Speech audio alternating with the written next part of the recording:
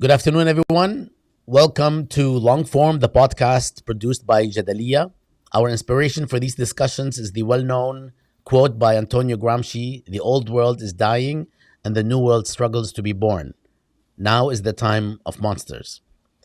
I'm Bassam Haddad, and together with my co host Mouin Rabbani, we are exploring this theme with a series of guests whose work has provided valuable insights into these issues. For this episode, we're delighted to be speaking with Rob Malley, who served in senior Middle East positions in the administrations of Presidents Bill Clinton, Barack Obama, and Joe Biden. The former CEO of the International Crisis Group, Rob is the co author with Hussein Agha of Tomorrow is Yesterday: Life, Death, and Pursuit of Peace in Israel Palestine. Published this year, I'm assuming 2025. He is also a lecturer at Yale University's Jackson School of Global Affairs. Rob Malley, a very, very warm welcome to Long Form Conversations, and great to see you again.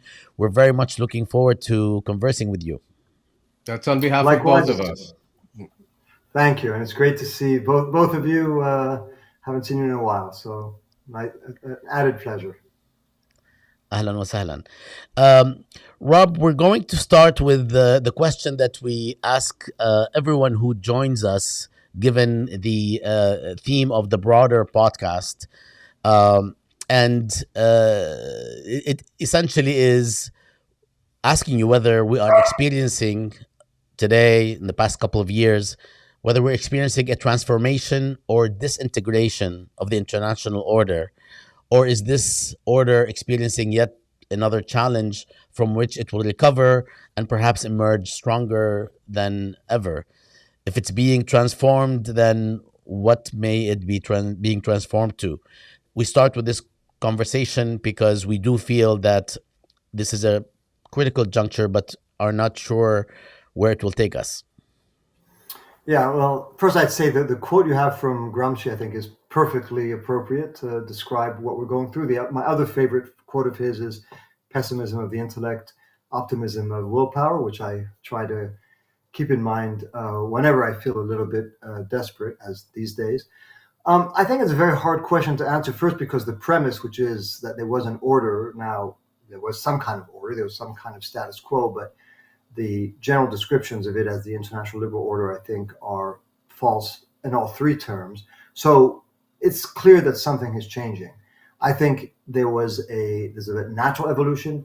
Superpowers, particularly when they are in a unipolar moment, as the US has been since the end of the Cold War, by definition, go through a decline. No power remains in its position eternally.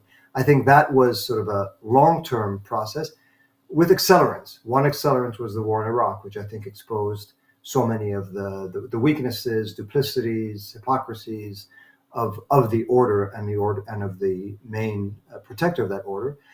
There have been other accelerants. Certainly, the Gaza war is another one, and the position the U.S. took. And then the Trump presidency is yet another accelerant of the change or the transformation of that order. In some ways, the preeminence of the U.S. is being eroded more quickly than any challenger can really arise. And that's why you're not seeing a substitute order, again, if that's the right term, you're not seeing a substitute sustainable long-term order emerge, partly, as I say, because some self-inflicted wounds by the U.S. has made it weaker than is relative, than would be the case otherwise. And so other powers have not been able yet to assert itself. China, for example, India, other countries in what is now called the global south.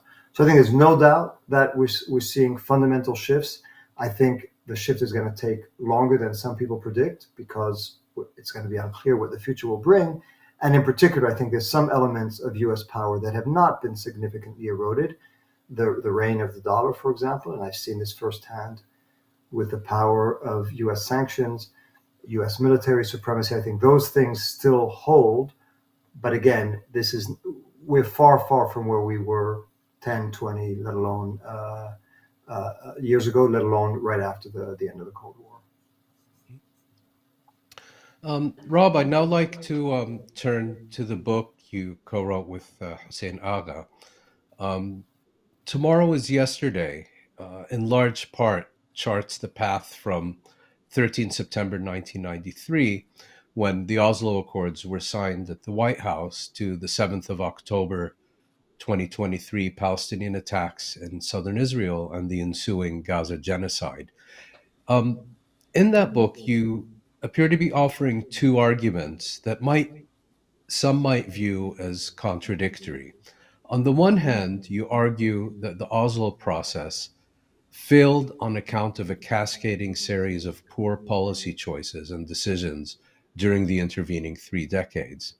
But you also make the broader point that the two state paradigm was flawed from the outset because it sought to artificially circumvent the core of the conflict between the Zionist movement and the Palestinian people. I'm paraphrasing you now. The two state paradigm sought, to paraphrase you once again, it sought to resolve the existential issues that arose in 1948 by offering technical solutions to secondary issues that emerged in 1967.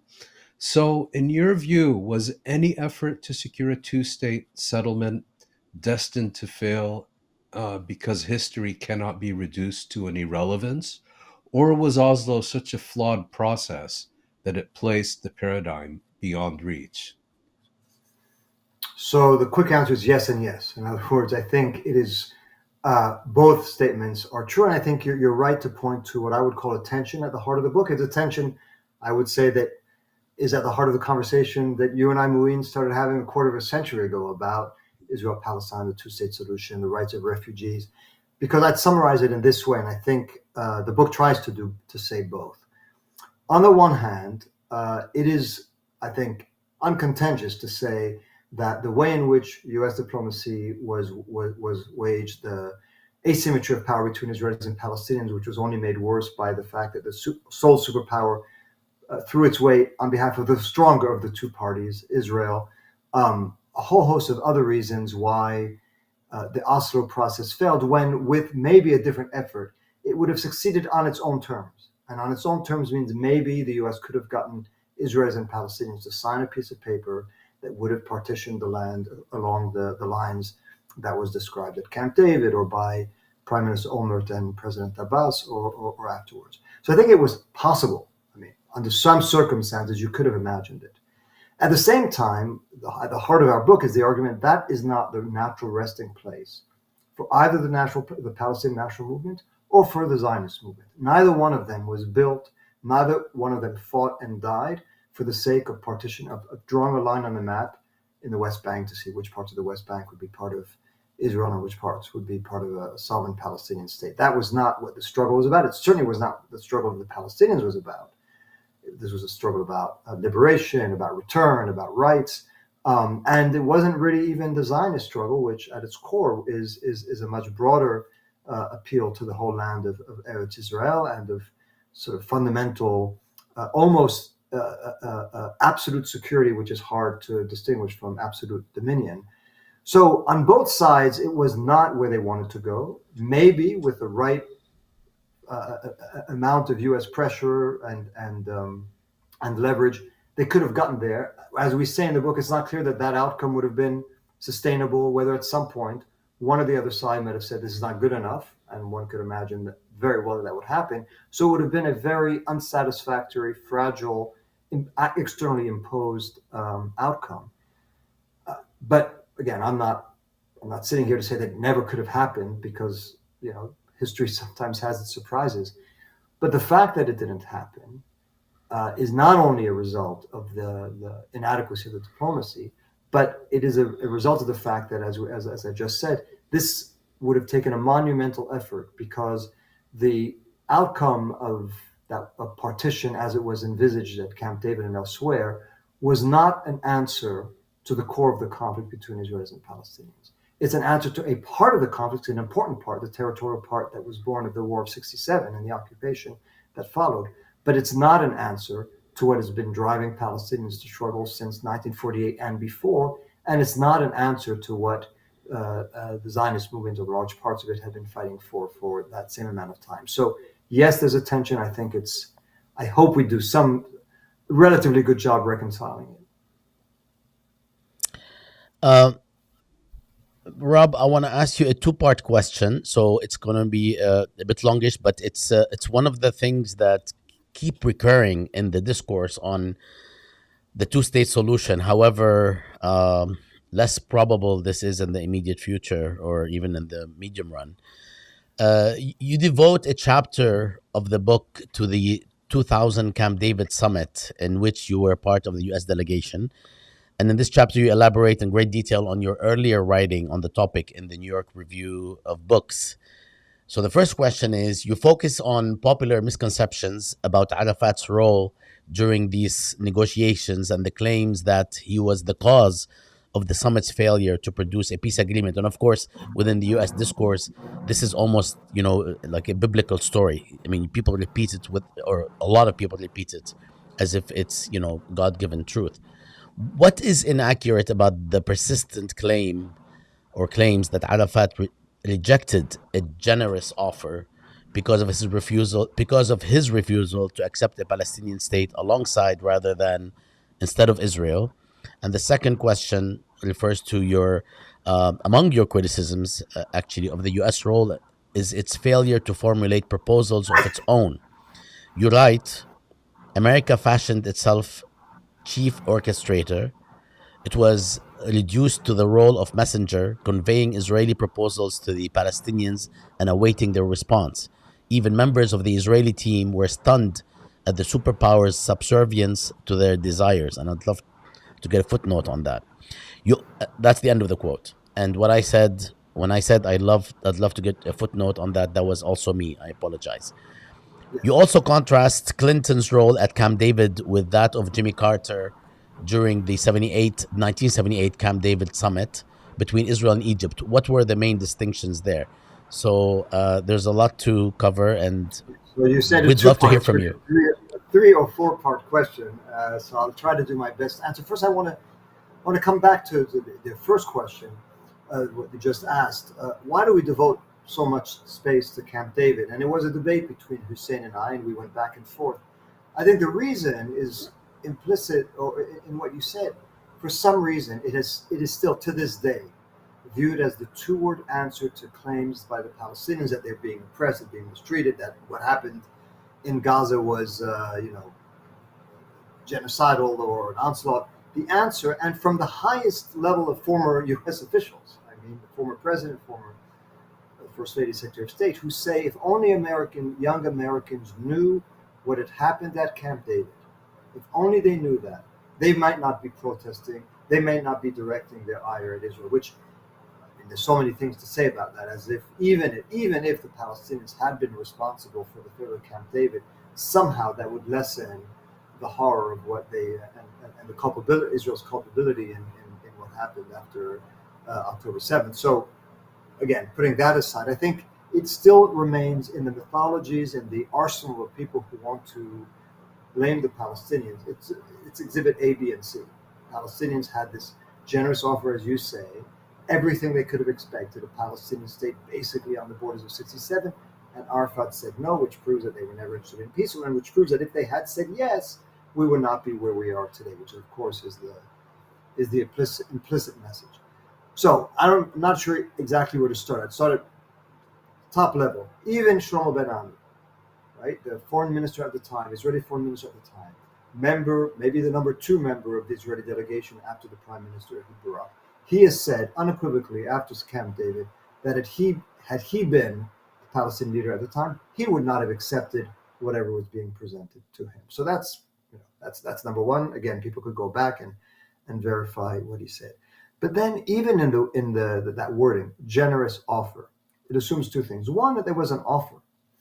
You could go back, as we say in the book, there was never a map, there was never details. It was really a very vague ideas recycled from the Israelis, and I'll come back to that, in which the Palestinians were told basically you'd get 91% of the West Bank, and in return for that 9%, you'd get the equivalent of 1% in sovereign Israeli territory. There'd be some solution to the refugees, which was not defined. Israel would have the security access throughout the West Bank for emergency situations. I'm not sure who would have made that decision. So it was not certainly not a detailed plan that the Palestinians could look at and say, okay, we're going to make another concession, because in their eyes they made the key concession in the late 1980s when they agreed to partition along the 67 lines and gave up their claim to all of the land of mandatory Palestine. So they would have to make other important concessions in exchange for a vague plan whose arbiters would have been the Israelis and the Americans, who they viewed as being in cahoots and who they suspected would trick them every step of the way. So even the notion of an offer, again, there were ideas, and those ideas went beyond anything Israel had ever presented before, but an offer makes it sound like more than it actually was. And then generous, of course, that assumes a certain starting point. And obviously, a big part of the book tries to deconstruct how the narratives and the visions of all three sides, American, Palestinians, and Israelis, clashed. So to say that it's generous, I could see why President Clinton thought it was generous and why Ehud Barak thought it was generous. If your starting point is Israel won. Israel won in 1948 after having been attacked by parties that rejected the partition plan. Won again in 1967. Won successively. Had no reason, compulsion to cede any territory. So anything they would give by definition is kind of generous, let alone something as big as 91% plus of the West Bank. So the generous from their perspective means a lot. Of course, from the Palestinian perspective, I don't need to say this to you, Bassam or Mouin, the generous offer was theirs when they say, we accept that we'll recognize Israel on the borders of 1967, and we will satisfy ourselves with 22% of historic Palestine if the rights of the refugees and it's a sovereign Palestinian state, and the rights of the refugees are respected. So generosity is in the eye of the beholder. I mean, there's so much else about Camp David, which has to do with psychology. And as Hussein and I write, this is an emotional, psychological conflict in which matters of self-respect, all of this matters to both sides. And the way the Palestinians had been dealt with in the run-up to Camp David really stacked the deck against them believing that this was a fair negotiation in which they were going to get a fair deal. As you've read the book, this is not a brief for the Palestinians. We think they made some fundamental errors themselves, but to turn it around and say it was entirely the Palestinians' fault when they were asked to compromise on their compromise, to come up in exchange for things that were very vague, and so their fear was at the end of the day they would have relented on their core principles and gotten something very vague and amorphous and hard to implement. On the other hand, with no arbiter to decide whether the implementation had been accurate or not, other than the U.S., which was a biased one. Which brings me to your second question. So I think it's really worth spending even more time, and hopefully people watching us will read the book to see why that is a mythology, and a mythology that has very, very harmful effect, not just demonizing Arafat, he's no longer around, but demonizing the Palestinian national movement, and to some extent demonizing the Palestinian people themselves. In terms of the U.S. role, and this goes to what I said earlier, I think the U.S. starting position was amazement at how generous the Israelis were. If you had asked the U.S. delegation, the heads of the team, several months before Camp David, they never would have expected that the Israelis would agree to withdraw from 90% of the West Bank. As I think we say in the book, at one point when I joined the team, I think Shimon Peres had said, he was then president, he had said something about how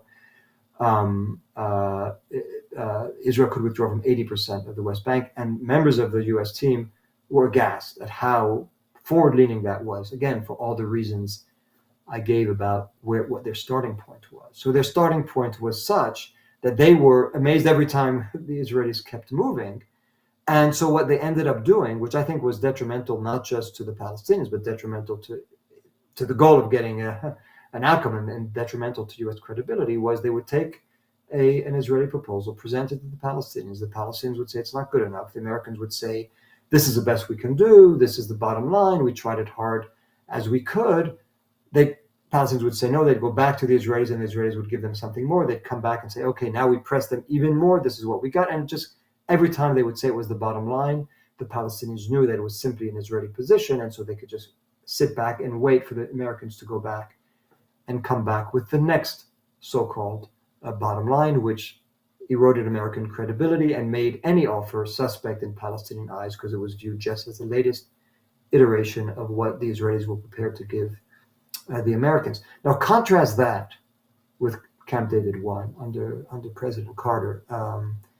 You know, Camp David I, there was a text. There was a text that the American delegation had put together, and then they would go back and forth between Israelis and Egyptians. They'd make amendments, but they controlled the pen. And they said, this is our position, and we're going to try as best as we can to accommodate legitimate comments by both sides. So, sorry, so Carter was the chief orchestrator. Yes, absolutely. And when you contrast that with what happened at Camp David, there was an attempt to do that on day, I forget what day it was, where we put a plan on the table. Barak hated it. The Palestinians disliked it as well. I'm not sure that their dislike mattered as much as Barak's dislike in American eyes. And so the paper was off the table at that point, and it became a free-for-all in which we'd go from one side to, again, conveying Israeli proposals and ideas to the Palestinians. That at that point we lost control, and it's after the fact. Bassam, you quote what we said about members of the Israeli delegation. They told me afterwards, "What happened to you?" Of course, Ehud Barak was going to object. He had to, and we were all objecting. But we didn't expect you to take our objection and say, "Oh my goodness, we're now going to tear this paper up and start from scratch." Your role was to say, "Okay, we hear your objections. We're going to take those that we think we could accommodate and the Palestinians might be able to live with, but not the others."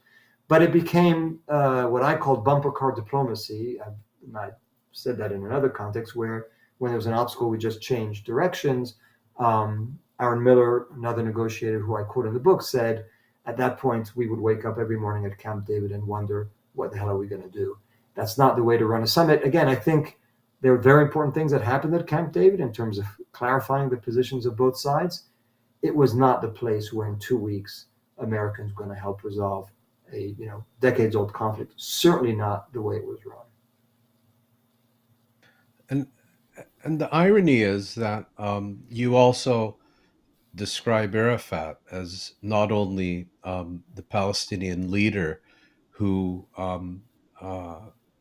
accepted a two-state settlement, but you describe him as the only Palestinian who could have brought the Palestinian people along to a potential partition of Palestine along the 1967 lines. Yet he is now vilified, and as you said, not just as a historical figure, but very much for current political objective, as the person who caused the negotiations to fail precisely because he rejected the concept of partition. So that's quite an irony. I think you describe it also in quite some additional detail in your book.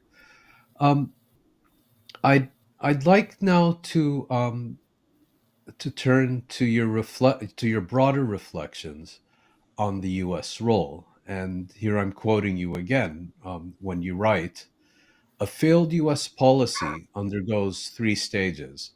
First comes the wrong-headed approach, misreading of a situation, or plain mistake. Then, with obliviousness to past failure, comes its recurrence. Finally is the lie.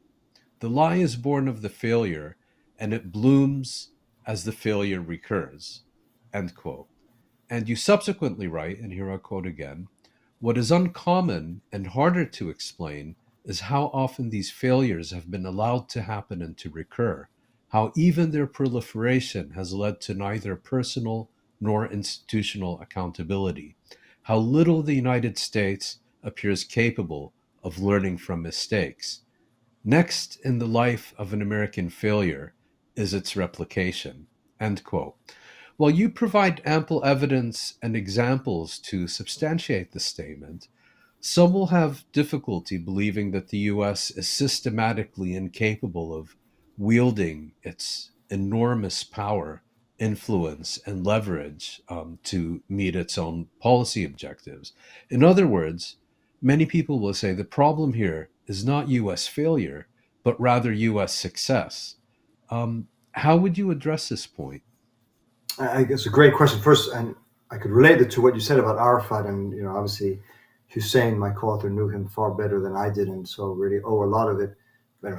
It's very much his reflections on that everything that made Arafat sort of suspect in the eyes of the West and sometimes reviled, is what gave him legitimacy, credibility on the Palestinian side, and vice versa. It is a paradox, but I think if it wasn't clear then, it's become clear with time that he may have had that ability. And I think it's one of the objects of American misunderstanding is what made Arafat Arafat, and why, with all his flaws, those flaws were necessary to transform the idea of partition from the ultimate betrayal of the Palestinian cause to the ultimate achievement, which he did during his lifetime. But that goes to your question about this paradox, or this tension between these failures of American policy, and maybe if they fail all the time, that ultimately what they define as success is what we may look at as failure. And I think both are true. I do think, and I think we say this in the book, there's no doubt that the U.S. failed on its own terms, in terms of its self-identified goals. I do think President Clinton wanted a deal between Israelis and Palestinians. I think President Bush wanted it. I think President Obama wanted it. I think they all set, for whatever reasons, that as a goal. And by a series of, as I say, misunderstandings, misconceptions, mistakes, flaws, which ultimately, as you repeat them, become a lie, they failed to achieve that. Now, one of the reasons why they didn't self-correct, or why there wasn't that much pressure and accountability to self-correct, is because the failure didn't endanger any true strategic pursuit. That the strategic goal, and again, we say that at some point, in terms of American core national interests as they were defined at the time, and maybe today, the pursuit of peace was the important piece. It was the important component. Achieving peace was a luxury. If they could get it, fine. But being able to maintain the U.S. predominance and, in fact, exclusive ownership of the process, keeping others out, Arabs out, Europeans out, whoever out, being able to put in the U.S., that the U.S. has the job of basically selecting who on the Palestinian and Israeli side would be the interlocutors. To be able to keep at bay critics by saying, we got this, the process is ongoing, to placate Arab public opinion to some extent. The Arab regimes could say, well, the Americans are leading this peace process, to be able to tell the Palestinians, don't resort to other means, whether it's nonviolent resistance, appeals to international accountability, appeals to the UN, boycotts, divestment, whatever, to tell the Palestinians, no, if you do that, you're going to endanger the process that we're involved in, and that serves your interest. It keeps the Palestinian Authority afloat. All of that was enough to keep America's strategic position in the region as the unrivaled power that everyone had to turn to: Israel, the Arabs, the Palestinians, and it maintained its interests. It maintained its very tight partnership with Israel, without that being at the expense of its very tight relations with Arab countries. So the reason, a reason why the failures were permitted to persist, and that there was no real accountability, is that, yes, that failure did not endanger a core strategic objective, a core national interest as defined by successive administrations. So yes, they were failures, but they were not failures of a kind that endanger what the United States really cared about. And which is why ultimately, and this is something, again, that you and I, Mouin, have discussed decades ago, maintaining the process alive was the core objective. Having it succeed by its own terms would have been a nice to have. It wasn't a need to have, and therefore it was not something that presidents were prepared to invest personal, political, strategic assets into achieving, given again the political costs, and to some extent the regional costs that they thought that would entail. So the process served objectives greater than a peace agreement necessarily would have. Exactly right. Yeah.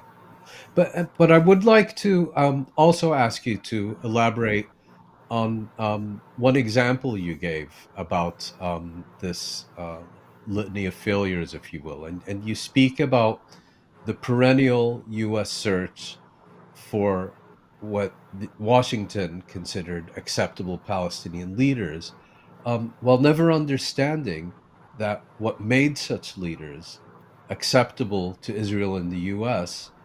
delegitimized them domestically and made them incapable of delivering that which the U.S. and Israel most wanted. Yeah, I mean, again, and this goes a little bit to what I was saying about Arafat earlier.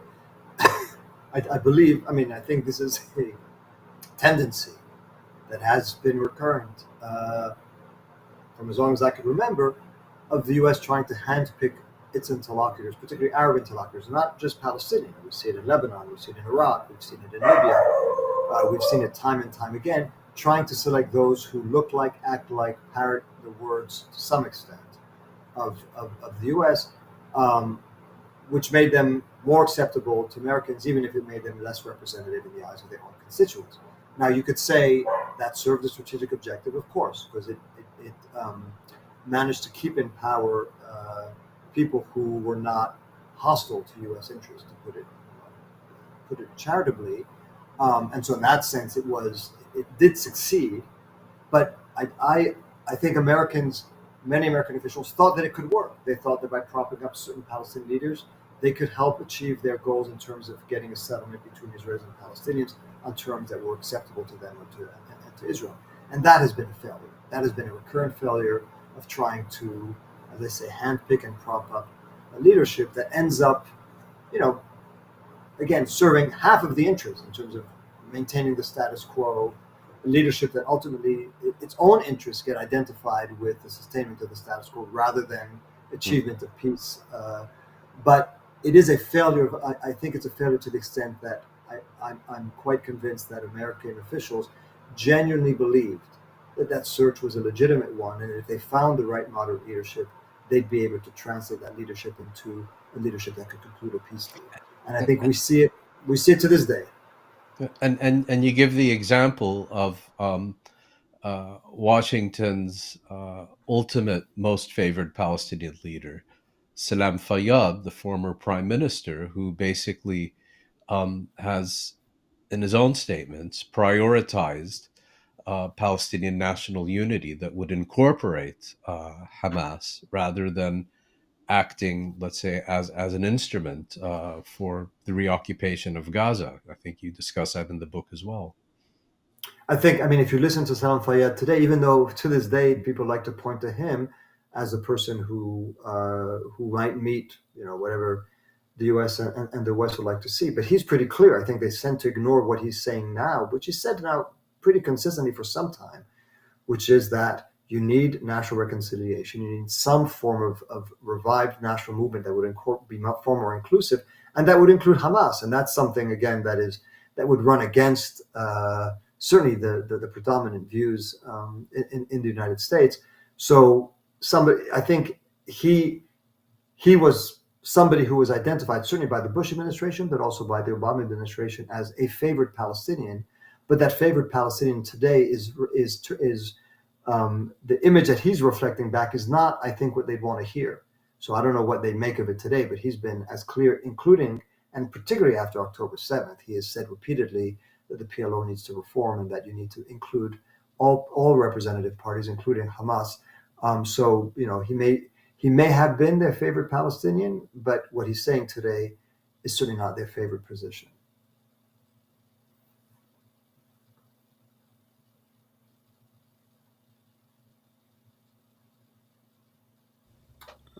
This mute button. So I'd like to move over to the question of the responsibilities of others, and in this regard, you write, and I quote: Europeans and Arabs have been driven toward seemingly contradictory yet perfectly related and consistent attitudes, knee-jerk, sanctimonious criticism of U.S. policy, and blind adherence to it. Different reflections of shared resignation to a reality they believe they cannot affect. It often amounts to passive surrender. End quote. This seems to be a prescient prediction of European and Arab engagement with the Trump initiative. How do you see this playing out today? I mean, exactly as you said, and having been in policy positions, I could sympathize with the dilemma, right? I mean, and I've heard Arab officials, European officials say about the Trump peace plan. We see what's terrible about it. I mean, particularly Arab officials, we see what's terrible about it. We could see how it makes short shrift of Palestinian rights, and we could go through the litany of ways in which it is deeply, deeply unfair to the Palestinians. And speaking about tomorrow's yesterday, how it replicates some ideas inherited from the mandate, and also of handpicking the Palestinians who are supposed to be governing the Gaza Strip, and they have to go through all these hoops to decide whether the Palestinian governance is going to have to go through all these hoops to decide whether they're worthy of any degree of self-determination. So they all recognize, and the International Stabilization Force and the calendar of Israeli withdrawal, they see flaws every step of the way. And then they say, but what can we do? If we say no to this, then America will give Israel a green light to resume its all-out war on Gaza. So we don't really have a choice. It's the only game in town, and we have to line up behind that game. So I get all that, understand that, but then is that not making short shrift of their own leverage? I mean, President Trump certainly cares, but maybe forget about President Trump. His predecessors certainly cared about Europe and the Arab world. And there's some Gulf countries today that seem to have quite a bit of leverage with President Trump. So I'm not saying it's easy, but to simply say either, it's all wrong, we're not going to touch it, or it's the only game in town, we could amend it on the margins, which they have. And I think Gulf countries in particular, and Turkey, others played a role in ameliorating the Trump plan. But deep down, they know that it's a plan that cannot succeed on its own terms. And if it were to succeed on its own terms, could be extremely damaging to the Palestinian cause. Did they use enough of their leverage? Were they prepared to stand up? Again, I'm sitting here. It's easy for me to say, but that has been a tendency I've seen time and again under conditions. I mean, today, again, at least one could say the alternative is the resumption of the war in Gaza. But in the past, I'm not sure what the alternative was that was so damaging that Europeans and Arabs couldn't have been more forceful in expressing in public to the Americans the views that they would express in private to me and to so many others. But nowadays, I think the most common reflex of anyone is how do we play to Trump's ego? How do we flatter him enough so that we're at least part of the game, even if the game is one about which we have very, very, very deep reservations. One quick follow-up, which does not deal with the book directly, and that's a negotiation process that you were involved in, but it's not in the book. Would love to hear from you your thoughts about the Iran negotiations and whether these negotiations were doomed to failure to begin with. So it depends which. I do want to make one comment about the 2015 negotiations that I participated in, which resulted in the successful conclusion of the nuclear deal. What I was talking earlier to Mouin about in terms of failure and success. In the case of the negotiations of the Iran nuclear deal, it was clear that President Obama had decided that it was a core strategic interest of the United States to reach a nuclear understanding, and that the alternative, in his eyes, would be either Iran acquiring a bomb or the U.S. feeling compelled to bomb Iran. Given the stakes that he identified, he was prepared to take personal, political, strategic, regional risks. So he had to overcome objection from Republicans, of course, but also from Democrats, the majority of whom in the Senate and House were against the nuclear deal. He had to overcome objections from Gulf Arab countries who were as adamant as anyone against the deal, Saudi Arabia, UAE in particular. He had to overcome the strongest objection of all, which was from Prime Minister Netanyahu. But he had to pay a domestic political price. He was prepared to do all that and to invest the time and capital that it took because he saw this as crucial to the security interests of the United States. That was not the case of Israeli-Palestinian peace, as a result of which the failures could recur, and the recurrence of the failures could become a lie, because ultimately presidents could live with the absence of a peace between Israelis and Palestinians. Now, I assume, Bassam, you're talking about the second iteration of the negotiations, the one that failed in 2021. Yes.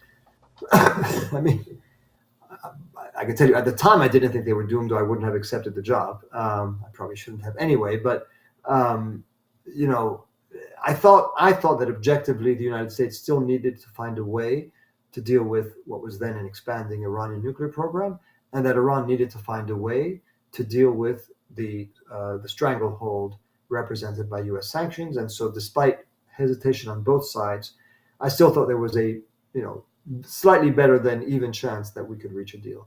I think what I had not taken sufficiently into account was the fact that, unlike in 2015, neither the President of the United States nor certainly the Supreme Leader, nor the Supreme Leader, had a strong visceral preference for a deal. Both of them could live with a deal, and both of them could live without a deal. And if you didn't have strong impetus from either side, it was very hard to get there, because then you had to overcome the hesitations and the fact that both sides, I think each side believed that the other side needed it more than they actually did, and both sides thought that they needed it less than they actually did, if you see what I mean. And so I think President Biden felt,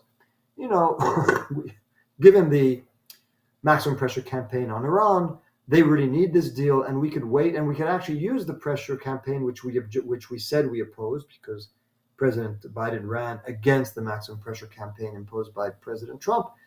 But we should use it to try to get a better deal, what used to be called a longer, stronger deal, longer in time, stronger in terms of its nuclear restrictions.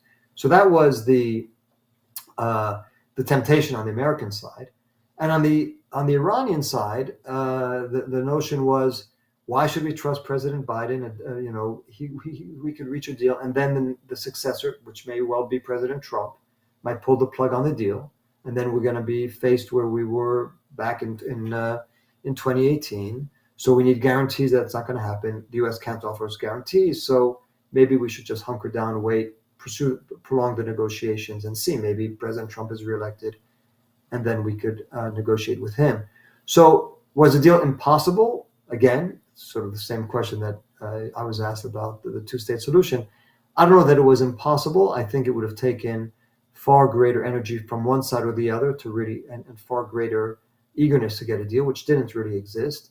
And so both sides were prepared to live with the alternative of, the fallback was just continue with the pressure on the one side and the expansion of the nuclear program on the other. Of course, didn't quite end up the way maybe the Iranians had anticipated once President Trump came into office. But I think that was why ultimately the deal failed. Last word on this, I think, if when the historians look back on this, I think they will say that the U.S. wasted time early on this false conviction that the sanctions were going to make Iran more desperate for a deal, and therefore the deal could be concluded on better terms for the U.S. And on the back end, that the Iranians were more responsible because they then were proceeding under the illusion, particularly after Russia's invasion of Ukraine, that the U.S. would be desperate to get Iranian oil on the market, and therefore they'd be more eager to lift sanctions, and therefore they would be more prepared to reach a deal. And I think that was a fundamental miscalculation as well. So misaligned timing, lack of a determination on either side to reach a deal, that probably condemned it. Just very quickly, even though it's not a quick question, how do you imagine future prospects of negotiations after the Fordo attack by the United States potentially proceeding, if at all? And does any chance of success does it relate to or have to do in any way, shape, or form with whether Trump is president? So, when Trump was elected and the negotiations began under Steve Witkoff and the Iranian foreign minister, I was relatively optimistic, simply because of the point you're just alluding to. President Trump, for all his flaws, and there are many, and we don't have enough time in this program to go through them, and by flaws, that's again a kind word for what I'm talking about. He is able to break with orthodoxy and to break taboos, put pressure on Israel in a way that none of his predecessors had, none of his recent predecessors had, open a channel to Hamas in a way, none of his predecessors not only did it, but even thought about doing it, lift sanctions on Syria with the stroke of a pen. And I think he was capable with Iran of reaching a deal in which the United States would have lifted far more sanctions in terms of the primary embargo, because he saw an economic interest in investing in Iran and doing trade with Iran. And his view was the Iran nuclear deal was an idiotic endeavor by the United States, because it offered economic opportunities to Iran, to Asia, to Europe, to the Arab world, and none to the U.S. because the primary embargo remained in place. So I think he was prepared to be bolder in terms of what kind of sanctions he would have lifted. And, once he had a deal, he might have been prepared to even think of things like opening an embassy. Who knows what else he would have done? So I think in that sense, A, he was more willing to take risks. And B, from an Iranian perspective, reaching a deal with Trump was the end of the line. They didn't think that anyone after Trump would dare tear up a deal that, or would want to tear up a deal that President Trump had concluded. So I thought in that sense, the stars were more aligned between Iran and the United States under President Trump than they had been under President Biden. Now, we could go through the history why what happened. It's still not entirely clear to what extent the U.S. gave a full green light to the Israelis to attack during the 12-day war. But what happened. Then you ask, what are the prospects for a deal today? Again, those same elements I just mentioned are still there. In other words, I can imagine President Trump being prepared to be quite bold and forward-leaning in terms of sanctions relief. I could see that. I could also see the Iranians being convinced that a deal with Trump is a more solid one than with anyone else, particularly with the Democrat. Now, the trade space has been reduced. There's not that much now that the Iranians can offer. It's important what they could offer, but they have fewer assets.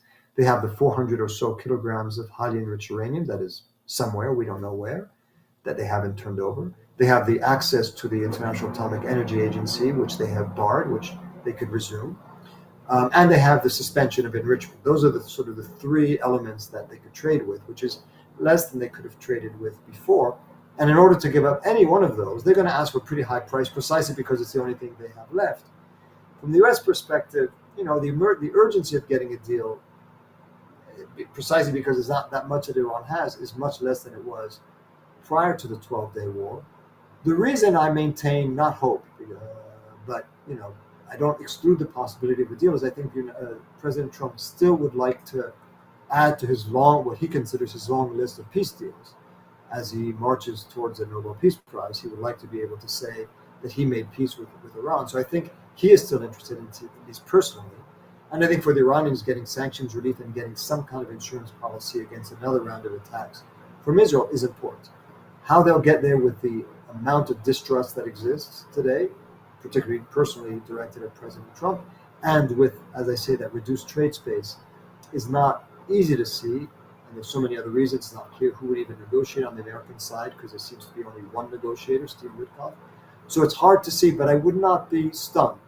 I mean, I've said this before, but I'll say it here. If Mouin or Bassam, you called me in the middle of the night next week and said, breaking news, Israel has conducted a new round of attacks on Iran's missile sites and economic sites, and the U.S. is backing it, I would not be stunned.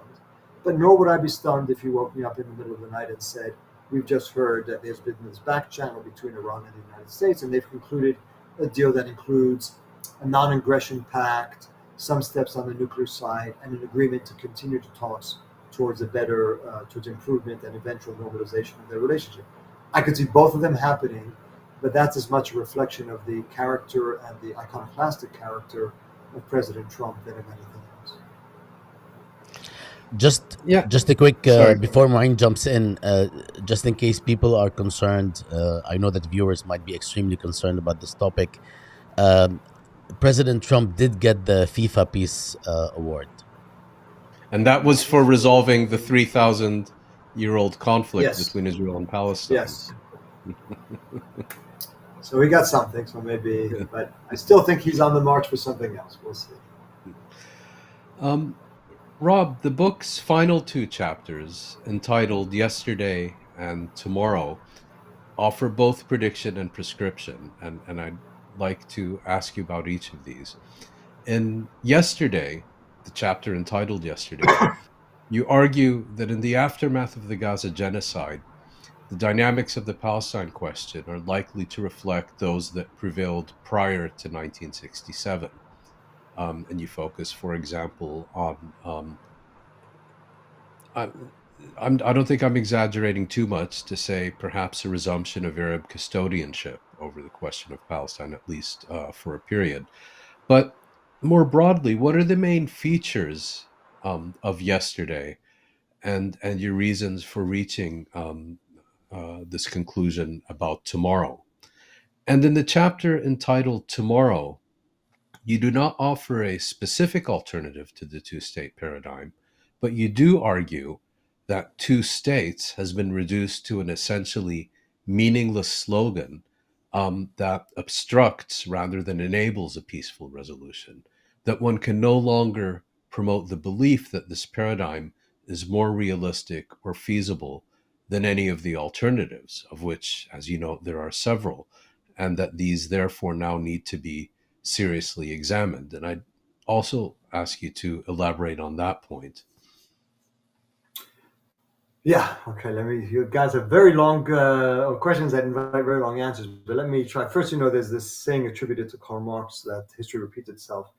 First is tragedy, second as farce. Here it's first as tragedy, and next as calamity. And so when we say this is a reenactment of the past, it's the reenactment of the past in some ways, in even worse ways. And if I may just interrupt you, because I should have point, you also make the point that if there was anything exceptional about either October 7th or the 2 years since, it was skill, but Yes, that exactly. in essence they were consistent with the previous history of Israel and the Palestinians. Yes, precisely. But so to your point, what in the current setting is reminiscent of the past and of the past we could go to certainly pre-67, you can go to 48, you can go to the Nakba, in some instances even earlier than that, in terms of the Palestinians having suffered dispossession, dislocation, ethnic forms of ethnic cleansing, another Nakba, another catastrophe, the Palestinian people adrift, the Palestinian national movement leaderless, and the Palestinians without any sense of direction of where to go, which is why Arab states are not playing a bigger role, sort of as they did after 1948, in trying to make up or impose themselves in lieu of Palestinian leadership. So this long wandering of the Palestinians, which took some while between 1948 and the time that they coalesced under some kind of authentic indigenous leadership, it took decades. And during that time, you saw instances of localized violence, of attempts by Palestinians to react. We see that today in some ways too. I mean, Hussein and I have written this separately or in other articles, that after what's happened, one should not be surprised if you see elements of sort of out of anger, frustration, and everything, with Palestinians having nothing to lose, resorting to individual acts, disjointed acts of violence that don't cohere into anything until such time as there is a national movement that can try to coalesce those energies and direct them in some kind of on some kind of pathway. On the Israeli side, send a feeling of deep existential threat, which they felt on October 7th. I think it's pointless to deny that, and feeling that their backs were against the wall and they have to react, and then a demonstration of far superior firepower, this sense of domination and of having a triumph, but combined with a sense of greater isolation, which existed then, exists now. As I said earlier, the role of the Arab world in playing a role in what used to be known as Israeli Arab conflict, now the Israeli Palestinian conflict. So that too is a reenactment of the past, as we describe in the book. So much of what happened in Gaza itself, and as you just alluded to, October 7th and the response, they're not aberrations. They're not sort of things that came from a different planet. They're very much deeply rooted in the Palestinian experience and in Palestinians' desire to inflict on the Israelis what they believe has been inflicted upon them, and in the war that followed and the onslaught that followed on Israel's part, a desire to prove to the Palestinians that they can be crushed, and in fact they can be eliminated and they can be displaced. So both are of a page with experiences from the past, and even the vocabulary. And you see this every day, even more and more, from reference to Holocaust, to pogrom, to the Nakba that I even refer to Zionism as racism, to the Nakba, and to genocide. I mean, all these are terms that even in my youth, let alone people who were there after 1948, this is a vocabulary, this is a nomenclature that speaks to us from the past. And so, I mean, that's why we entitled the book Tomorrow's Yesterday. And since publication of the book, as I referred to earlier, you have the Trump plan that envisages a mandate, perhaps with a Brit, at one of its in a key position, Tony Blair now still a question mark, without consultation with the Palestinians, with the hand-picked Palestinian leadership, further fragmentation of the Palestinians, another feature that has been with, that Palestinians have suffered through for decades upon decades, not just division between the diaspora, the refugees, and those in Palestine, but between those in the state, the Palestinian citizens of Israel, East Jerusalemites, fragmentation of the West Bank, division between the West Bank and Gaza, and now partition of Gaza itself. So all of this, everything that's happened since we wrote the book, has only further highlighted the central theme. You asked about the future, and sort of both you and I, this is where we met, we both worked at the International Crisis Group, and our mantra there was, we need to have policy prescriptions. This is the anti-crisis group book. Not because I'm against crisis group, but because that was not at all our point. And this was something that Hussein and I agreed to on day one. This is not the time for blueprints. Nobody's going to take it seriously. It has no chance of succeeding. What gives the two of us who were advocates of a two-state solution for decades, and it failed, and so today suddenly people are going to listen to us and say, oh, you had it wrong before, but now you're going to offer something new. And again, because of the way, another feature of the past that is recurring is the absence of any common view between Israelis and Palestinians. And it took them decades, courageous Israelis, courageous Palestinians, to meet and to talk again, outside the official limelight, and to explore ideas between 1948 and the 1980s, or maybe after 1948. That's going to have to happen again. Israelis and Palestinians, in their own ways, will probably have to go through that long path of trying to discover ways of coexistence that, at this point, one leadership can't do, and the other leadership, the Israeli one, doesn't want to do. So, but what we do offer instead is messages. Let's not assume that it's either the two-state solution or nothing, right? And that's been the mantra. And as a result of that mantra, nothing has happened, because people have said, oh, it has to be the two-state solution. Don't think of anything else. And underneath that headline, the status quo has continued. It's gotten worse. And we kept hearing people say, that's not sustainable. We're going to work toward a two-state solution. And what was not sustainable ended up being far more sustainable than any alternative. And that is the status quo, which continues to this day. And by status quo, the status quo doesn't have to be static. It's just the features of the status quo, but everything is getting worse. Everything is taking us further away from Palestinian self-determination, let alone a viable two-state solution. So our message is break out of that straitjacket, which has been a straitjacket that has condemned us, but mainly Israelis and Palestinians, to everything they've lived for the last 30 years, including October 7th and including what happened after October 7th. People should open their minds to the possibilities of other forms of coexistence. There are many others who've done more work, sort of experts who've done work on who take as a starting point that the idea of hard partition between ethno-national groups is an idea that was imported from the West, that was imposed by the West for very strategic reasons, and not just in Israel-Palestine, and that served certain interests. But it failed to take root and failed to take indigenous root among Israelis and Palestinians. So are there other ideas of coexistence, softer modes of sovereignty, confederation, federation, or something that we don't even mention? Maybe something that we haven't thought of. I'm sure there are things that we haven't thought of.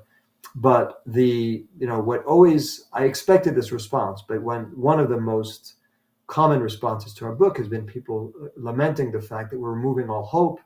If you kill the two-state solution, you've killed any hope. And one of my answers is to say, whose hope are you talking about? Do you truly think that Palestinians who hear President Macron or President whoever saying two-state solution, that it gives them hope? In some ways, I think it just further deepens their despair, because they know it's just words, and that where there's words, there's no action. I don't think it gives hope to anyone who is in need of hope today. And secondly, that the repetition of the mantra has served as cover to eliminate other forms of other ideas politically, but also other policies, as I mentioned earlier, whether it's civil disobedience, whether it's international accountability. All of those are viewed as inimical with the idea of a negotiated two-state solution. So it's been a trap. ultimately. I think it may have been born from people of good faith. I don't know, but today it's a trap, and today it is what Hussein and I call both a gimmick and a lie. And so we need to liberate ourselves from that, or Israelis and Palestinians should liberate themselves from that, and those who want to help, and think creatively of other ideas. My last comment on this is, and I speak, I think, for Hussein and for myself, we're not anti-two-state solution. It's not what my ethical and moral compass would dictate as the best outcome. I don't think I'm not a big fan of defining states through religion or ethnic identity. But if it's what Palestinians and Israelis are prepared to live with, I'm not going to be there standing in judgment. I think that our point is it has failed. It has failed for decades. It has served as cover for a failure for which the Palestinians in particular have paid the heaviest of prices. And so let's not keep repeating it. And the burden is on the advocates of a two-state solution to tell us what is different now, what they will do differently to make it happen when it has failed under far, far more auspicious circumstances. Robert, or Rob, I should say. Last question before we release you. You touched on this, but I would like to approach it from a particular angle, and that is what's been happening during the past 2 years regarding the unprecedented global solidarity with Palestinians, something that you mentioned in the book a few times, but wasn't explored in detail. And I guess our last question, um, you can answer however briefly or at length as you like. What impact do you think this development may have as yesterday becomes tomorrow? Pessimism of the intellect, optimism of willpower. There's every reason today to be pessimistic, particularly when you look at what's happened and continues to happen in Gaza, when you look at the imbalance of power, when you look at what, even in the best of circumstances, if the Trump plan somehow miraculously moves forward, what's happening in the West Bank and what will happen in Gaza. So from a sort of that point of view, it's hard to be optimistic. But talking about willpower, talking about political mobilization, yes, around the world, that's very, again, in the book we speak, there were moments where Palestinians did have support that was much stronger than has been the case over the last decade, and that is reminiscent of what we're seeing today. Although today, in terms of Western public opinion, it may be more than we've seen ever. I don't know, but it is certainly quite extraordinary on the streets of London, Paris, Rome, here on campuses in the U.S. It is a paradox that the Palestinian national movement has rarely been weaker, but the Palestinian national cause has rarely been stronger on the international scene. And how do you translate one into the strength of one into the strength of the other is really the challenge. But it is an asset, and right now the absence of a national Palestinian movement that can do anything with it is really a tragedy for the Palestinians, because there is sort of raw material there that they could exploit, they could use. I want to focus in my final comment on the place I know best, which is the United States. I teach now on a campus, as you mentioned. It is, and you, Bassam, live and also on the campus here. It's extraordinary to see the evolution of young Americans. By the way, Republicans and Democrats, for different reasons, and some reasons are more healthy than others. I mean, sometimes it stems from anti-Semitism, but not only. It stems from a whole host of other reasons. And I don't know that I expected to see this kind of shift where candidates in the U.S. now have to hem and haw about what they say about Israel. They have to hem and haw about whether they would accept money from AIPAC. I mean, you'd have told me that a few years ago, I would have thought you were completely out of your mind. So there is a change. I think the real question, and which is the balance between intellect and willpower, is, does that really translate into political muscle here in the United States? Does it translate do people who care about this care enough that that's going to be a factor that will determine their vote in a primary election? Or perhaps when might it translate into? Because when might it? Yeah. Well, and again, so in this mix of optimism and pessimism, the optimistic part is a matter, maybe maybe this gathers steam, and then you have members of Congress, and then ultimately presidential candidates themselves have to take this into account. At a minimum, they have to look not on just one shoulder. What is the more pro-Israeli lobby going to say? But what are others? What are young Americans going to think? And Don't not be just Kamala.